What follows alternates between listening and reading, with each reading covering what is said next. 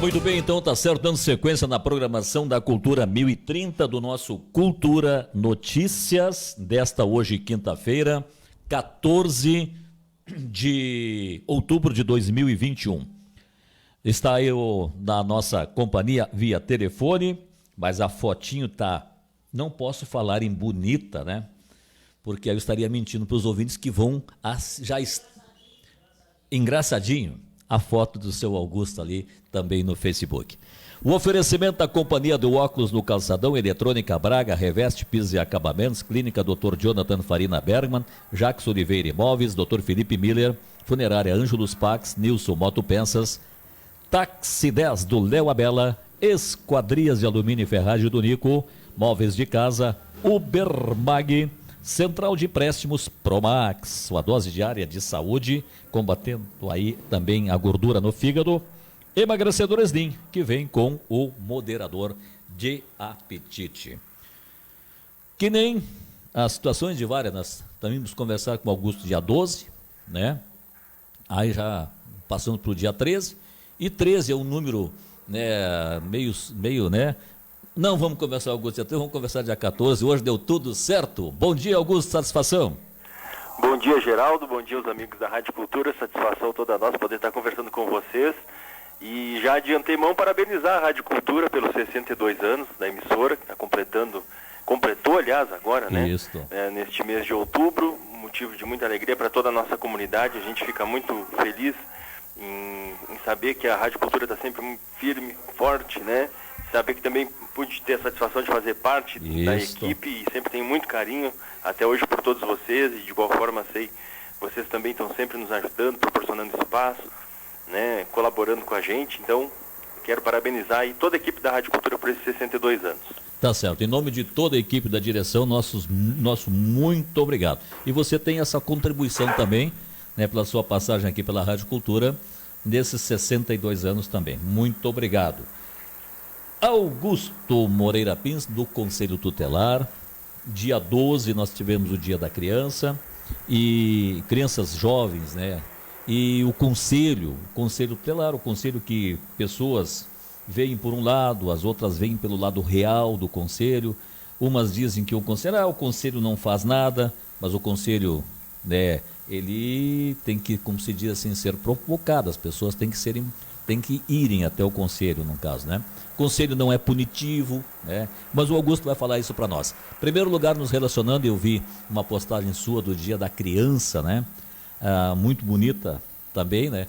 E o conselho que cuida dos direitos, mas não esquece das obrigações que as crianças também têm, né? Exatamente, Geraldo. É muito importante a gente reforçar isso, porque muita gente, desde da criação lá do Estatuto da Criança e do Adolescente, tem essa questão que diz assim, o Conselho Tutelar tirou o poder dos pais, agora não pode mais fazer nada, porque o Conselho Tutelar vai punir, vai fazer isso, vai fazer aquilo, o Conselho Tutelar protege, está criando vagabundo, a gente ouve, infelizmente, ouvimos muito isso seguidamente aqui, mas não é assim, né? Pelo contrário, o Conselho Tutelar e o Estatuto da Criança e do Adolescente vieram justamente para reforçar esse papel dos pais, para dar mais força e trazer as crianças e os adolescentes como sujeitos de direito, que a gente fala, né? Isso. De muito tempo para cá a gente aboliu essa questão do menor, né? O de menor, o menor, que se usa muito nas questões policiais mesmo, né? Isso pra gente não tem mais. Hoje é criança e adolescente, são sujeitos de direito. Foi isso que mudou na legislação, transformaram ele como qualquer pessoa, né? Para responder e para ter os seus direitos e também os seus deveres, independente da sua condição. E o Conselho Tutelar faz justamente isso, como tu bem reforçou. Ele zela pelo cumprimento desses direitos que foram estabelecidos durante a criação do Estatuto da Criança e do Adolescente, né? O Conselho Tutelar faz o cumprimento desses direitos, que é o direito à vida, direito à liberdade, educação, esporte, todas essas coisas, né? E aí o Conselho reforça isso, mas sempre continua sendo a responsabilidade maior por parte dos pais, né? Inclusive no artigo 4º ali do ECA diz que toda criança e adolescente tem direito à liberdade, prática de esportes. No artigo 22 reforça que são os pais, os responsáveis, né, aqueles que cuidam das crianças, que têm, que dá essas condições para elas, justamente isso. Então, muitas vezes, hoje em dia, infelizmente, também a gente vê muitos pais querendo terceirizar a responsabilidade sobre seus filhos para cima de entidades, seja conselho, seja CRA, seja assistência social, CREAS, né, o que na verdade são deles, e aí eles acabam até distorcendo o que diz justamente a lei, né, que é para dar mais força, mais vazão para justamente os pais poderem atender os seus filhos. Isso. Aquela história de que, eu não posso com meu filho, mas se eu for punir, o conselho vem aqui e me prende. A terceirização vai mais ou menos por aí, né? Isso mesmo, isso mesmo. E até como tu comentava ali no Facebook, que eu fiz uma brincadeira, né, durante o Dia das Crianças, que eu digo, olha, hoje, em vez de botar Dia da Criança, é o dia do conselho, vem aqui que eu não aguento mais o meu filho, né? Mas não é assim, né?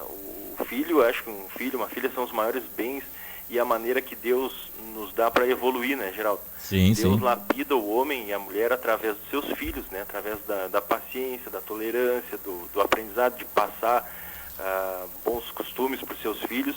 É uma oportunidade divina que a gente tem de crescer, de melhorar, através do ensinamento que passa, da vivência que passa para os seus filhos e aprende com eles também coisas novas no dia a dia, né? Sim. E aí se cria essa coisa de que entrega para o conselho ou que o conselho retira. Para o conselho retirar uma criança, a situação tem que ser muito, muito grave, de extrema negligência, né?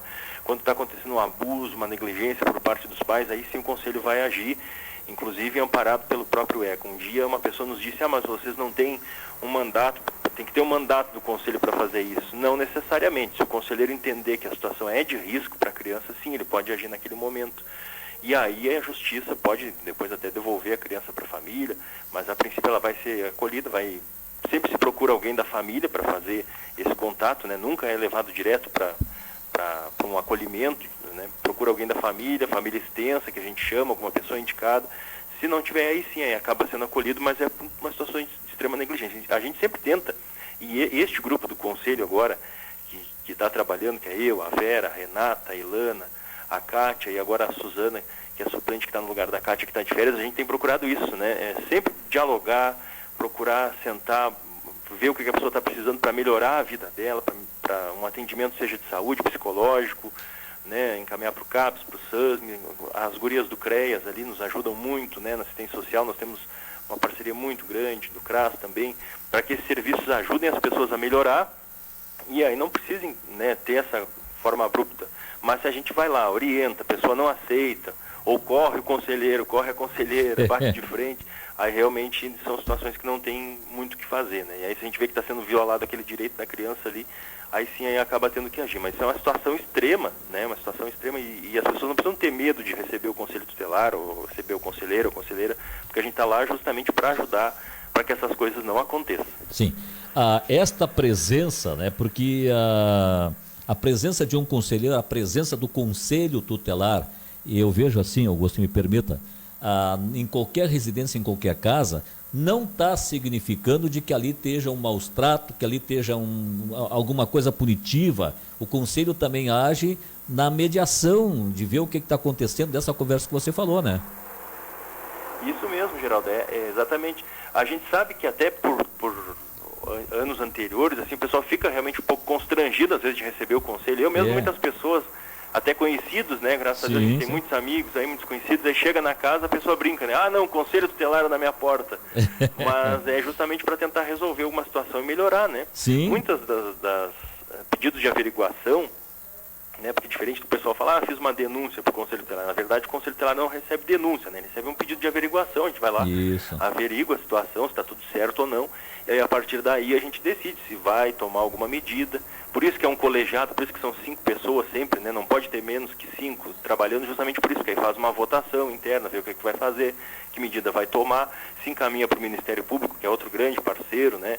E, inclusive, a gente tem que deixar aqui um apoio ao Ministério Público, de público, sem ser redundante, né, nessa questão da PEC 05, que estão querendo votar e tirando os poderes do Ministério Público no Congresso Nacional. Isso é um absurdo. A gente precisa ter um Ministério Público forte, atuante, que nós do Conselho Tutelar usamos muito o Ministério Público para fazer as notícias de fato, é responsável pela criança e adolescente o Ministério Público, né, e nos ajuda muito. Então é essas coisas que a gente faz, sempre tentar tentar melhorar, tentar encaminhar para o serviço de rede. Não há, a gente sabe que as pessoas até se constrangem, mas não há motivo para isso, né? Pelo contrário, nós estamos ali para ser parceiros, como tu bem disse, para colaborar que as coisas melhorem e até esclarecer às vezes algumas coisas, né? Porque tem gente que tem algumas dúvidas. Olha, a gente recebe muita dúvida aqui sobre questão de guarda mesmo, que até nem nos compete, mas o que a gente sabe a gente procura orientar para que as pessoas resolvam a situação, já que isso é no judiciário, até encaminhar para o judiciário. Nós estamos aqui muito para ouvir as pessoas também, né? Saber o que elas estão passando e poder dar um encaminhamento. E quando a gente vai nas casas, às vezes justamente por isso. Nossa cidade é muito grande, né, Geraldo? Nós temos um interior vasto aí, onde às vezes a pessoa não tem como vir até o conselho. Então, às vezes o conselho vai também. Questão da evasão escolar mesmo. Isso. As escolas acionam muito o conselho tutelar, apesar de ser função das escolas a busca ativa, não é do conselho tutelar. É as escolas que têm que ir, os diretores têm que botar as suas equipes a procurar esses jovens que estão faltando, essas crianças que estão faltando, para saber o que está acontecendo. E aí, quando realmente não consegue contato, esgotou as tentativas, encaminham para o conselho tutelar. Algumas mães, alguns pais, às vezes ficam também, né? Poxa, conselho tutelar aqui nos procurando. Mas é justamente por isso, até os 17 anos tem que estar estudando, tem que estar matriculado, a lei é clara. Nós não fazemos as leis, né? Nós só fazemos que sejam cumpridas aquelas coisas. Então, muitas vezes a gente tem que fazer essa visita, tem que ver a realidade para ver se não está tendo uma negligência. E aí sim tomar as medidas, mas grande maioria das vezes a gente está lá para conversar e tentar se acertar todo mundo junto sem precisar uma medida mais drástica, né? Perfeito. Augusto, você falou em atendimentos, em encaminhamentos, inclusive aí para psicólogos e tudo mais. Esse encaminhamento, ele é feito só para a criança ou também ele pode ser encaminhado? Porque muitas vezes a própria família, a criança por ter uma vida, uma agitação maior, isso acaba às vezes afetando algum membro da família. Para esses membros da família, para o pai, para a mãe, para o avô, para alguém que está convivendo diretamente com essa criança, também é oferecido esse trabalho? Sim, Geraldo. Geralmente, os encaminhamentos das crianças e dos adolescentes, eles partem muitas vezes das próprias famílias que procuram conselhos tutelares. Olha, meu filho, minha filha está com problema. Hoje nós temos muita questão da internet aí, né? O pessoal que entra nos joguinhos, participa dos jogos, acaba se cortando, se mutilando, né? Não quer estudar, quer só passar nos jogos, não tem uma vida social muito ativa, ou infelizmente nós temos hoje aí a realidade, né, de drogas, outras coisas. O pessoal acaba tendo amizades que não são muito legais. Os pais às vezes chegam num momento que eles não sabem mais o que fazer, né? Aí procuram um conselho tutelar, a gente dá encaminhamento para serviços psicológicos aí, porque às vezes os pais precisam só daquele empurrão, né? Já não sabem mais o que fazer e a gente acaba direcionando. As escolas também fazem esses encaminhamentos muitas vezes, às vezes elas fazem direto ao serviço de saúde, aí o serviço de saúde nos informa, né? Nós temos uma rede muito colaborativa aqui em Canguçu, de todos seja saúde, assistência social, que sempre se conversa muito, né? Como a gente diz no popular, aí cada um agarra de uma ponta para que o serviço fique mais completo. Aí um faz uma visita, outro faz um encaminhamento, conversa, vê a situação.